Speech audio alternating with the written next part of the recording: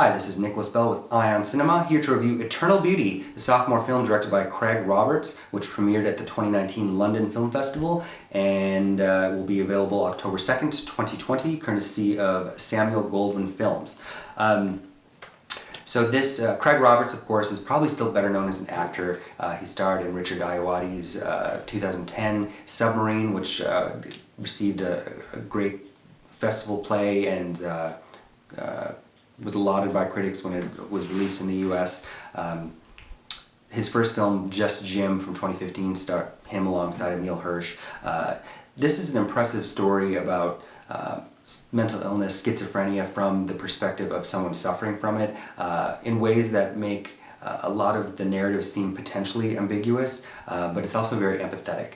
It's about familial dysfunction for sure, in ways that reminded me a lot of Muriel's Wedding, except without kind of the catharsis and poignancy of that film. There are funny moments, courtesy of Sally Hawkins, who gives a very committed, exceptional performance as the lead character Jane. But it's just almost because you have to laugh, because if you don't laugh, you cry. So we get flashbacks to Jane's her adolescence, where she's played by Morfydd Clark of St. Maud. And she has two sisters, and they all are raised under the roof of a domineering mother, played by the excellent Penelope Wilton. And some things that happen in her youth, she's left at the wedding altar, which is how the film opens, and a demeaning thing that happens at a beauty contest where she stumbles over her words, and then her sister ends up wearing the same dress she wore and wins, set up this pattern of dysfunction.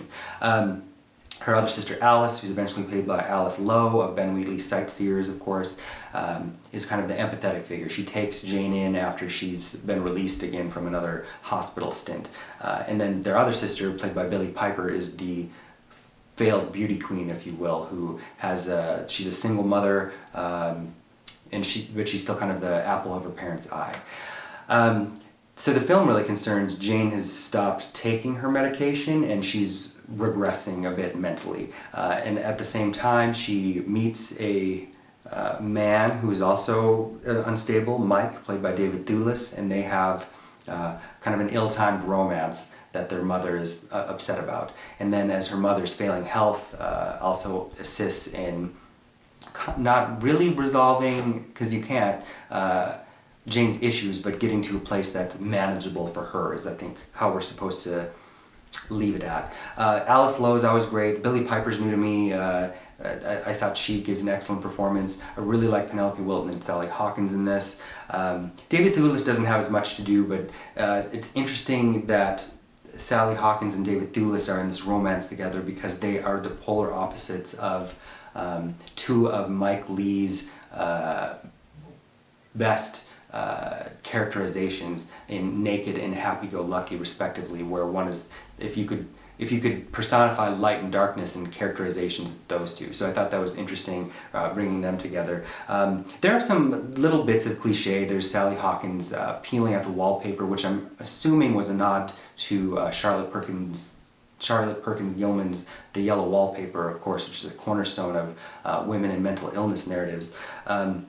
The color coding of the sisters I thought was interesting, in the red, blue, and green. And also Penelope Wilton gets a deathbed sequence, and the production design in that moment reminded me of Bergman's Cries and Whispers. So I don't know if that was intentional, but it also started putting me in mind of Bergman's filmography with the three sisters and this terrible dysfunction that they've all kind of grown up and been stymied by. The DP was Kit Fraser, who also shot Babak and Bari's Under the Shadow. The look of it is very good, especially with some of the framework.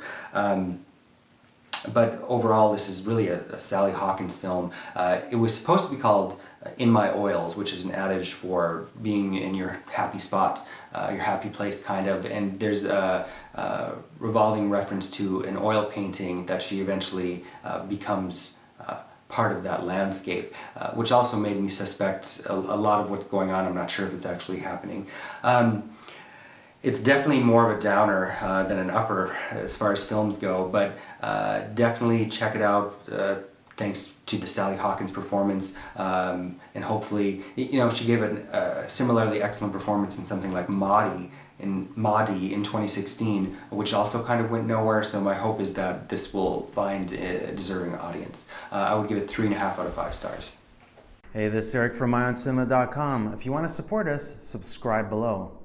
For more reviews, interviews, film festival coverage from Sundance, Cannes, Toronto, you want to check out these guys on this side.